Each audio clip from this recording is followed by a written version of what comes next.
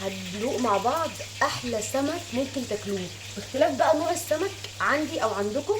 انا عندي اسمه مكرونه، معرفش بقى في البلاد التانية اسمه ايه. اهو عايزه بس اسمعكم ان هو قد ايه مقرمش، تحفه ولونه تحفه، مفيش بعد كده يعني. والرز مفلفل مش معجون. مش غرور يا جماعه، في كل فيديوهاتي بقول لكم ان انا معروفه برزي المية مية.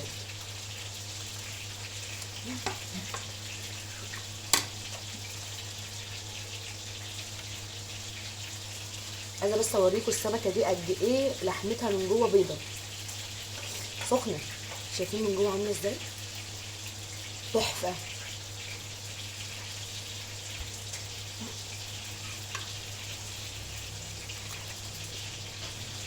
يعني شويه سلطه بقى جامده جامده. جربوه بقى بالتتبيله، بنفس التتبيله، بنفس كل اللي انا حطيته، ما تغيروش اي حاجه فيه. هتدعولي، ولا ريحه زفاره ولا اي حاجه، ولا كانك عامله سمك في البيت اساسا. باي باي. في الاول كده صلوا بينا على الحبيب المصطفى، اللهم صل وسلم وبارك عليك يا حبيبي يا رسول الله. حطوا بقى لايك واشتركوا في القناه وفعلوا الجرس عشان يوصلكم كل جديد من فيديوهاتي. هنا انا معايا نوع السمك هنا بيختلف اسمه من مكان لمكان. انا اسمه عندي في بلدي يعني اسمه مكرونه. فالتتبيله دي لاي انواع من السمك يا جماعه خطيره خطيره خطيره. انا حطيت هنا شويه محترمين من الثوم، شويه كزبره وكمون وملح وفلفل اسود وشويه كمان من الكاري. وهحط هنا من توابل فريش اللي هي بتاعت السمك. توابل السمك خطيره يا جماعه، هي كل منتجات فريش تحفه الصراحه.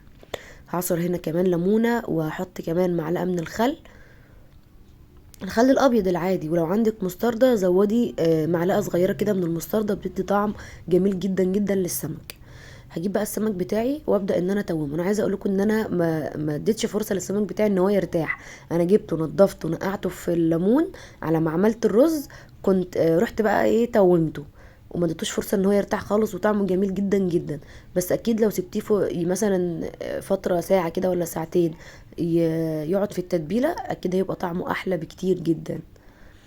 انا هنا ليه بقفله بالخله؟ الخله بتساعد ان التتبيله بتاعته ما تطلعش براه وهو بيستوي، او يتحرق مني من بطنه يعني، تتبيلته تتحرق من جوه.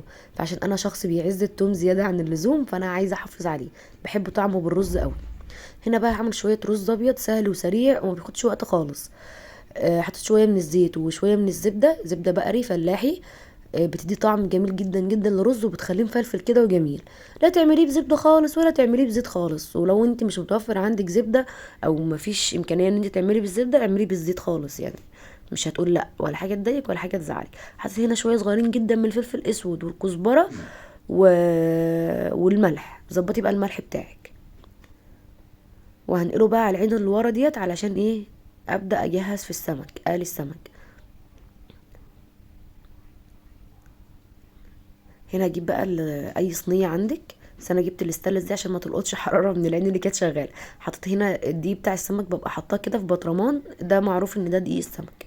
جبت بقى الكيس من النشا وهحطه. كتري نشا يعني على قد ما تقدري، كتري نشا، لان النشا بتخلي لون السمك ما يغمقش معاكي قوي، ولونه بيبقى حلو. والقرمشه النشا احلى من الدقيق يعني. لو حطيتي كوبايه دقيق حطي نص كوبايه نشا.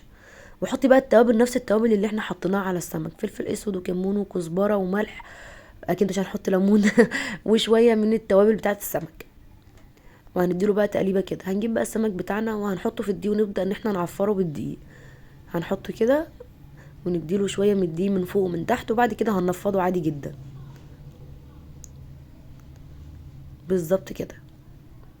والله العظيم يا جماعه احلى من السمك البلطي. هو انا ما كنتش هجيب سمك مكرونه، كنت هجيب بلطي، بس ده طلب قيسي الاستاذ حمدي جوزي يعني. احنا ليه بنقول كده قيسي الاستاذ؟ عشان احنا بنقتدي بالاستاذ ياسمين عز، صح؟ كل قيسي الاستاذ مجدي كده، وانت بتقولي كده لزوجك العزيز قرة عينك ياسي الاستاذ، وحطي الاسم في الاخر. ماشي. والصوت الصيفي يا جماعه بعد اذنكم، اهم حاجه الشتوي. معلش معلش، الصوت الشتوي. هو زوري مش راضي على اللي انا بقوله. بعد كده قلبت الرز، اديته تقليبه بعد ما اتشرب، وهديت عليه النار ونقلته على العين التانية. هنا جبت الزيت حطيته في الطاسه يا دوبك سخن، بعمل له كده تيست بالدقيق. وبعد كده ببدا انزل بالسمك اول ما الزيت بيكون سخن عندي ما يبقاش بارد. وبعد كده بهدي النار شويه علشان ما ياخدش معايا لون وهو يكون لسه ما استواش من جوه. بعد كده ببدا اعلي النار شويه بعد دقيقتين مثلا، ببدا بقى ان انا اقلبه على الناحيه التانية.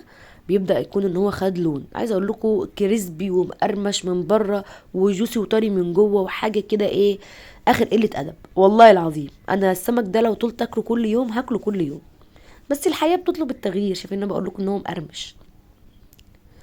جربوا التتبيله دي باي نوع سمك، مش السمك ده بس يا جماعه. والسمك من الاكلات السهله والسريعه، لو مالكيش في جو التنظيف والحاجات دي اشتري متنضف جاهز وريحي نفسك. وبس كده. تنسوش بقى تحطوا لايك وتشتركوا في القناة وتفعلوا الجرس علشان القناة تكبر بيكم بإذن واحد أحد. شايفين يا سيدي؟ بس كده.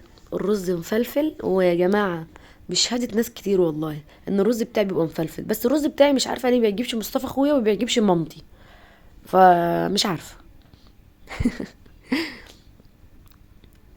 واخدة بالك انت يا ماما؟